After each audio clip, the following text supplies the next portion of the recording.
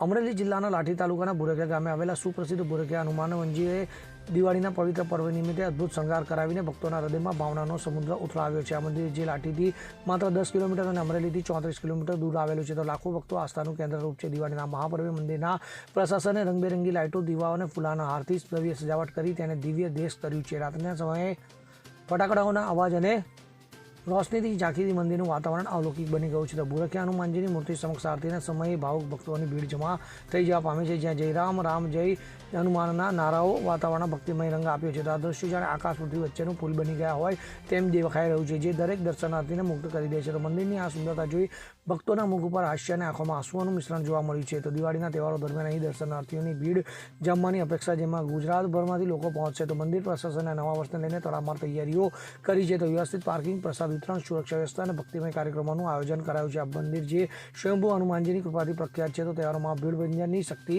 દર્શાવે છે. Bureau report, CN24 news.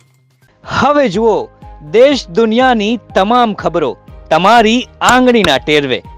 ઉઠાવો મોબાઈલ અને Google Play Store પરથી ડાઉનલોડ કરો અમારી CN24 ન્યૂઝ મોબાઈલ એપ.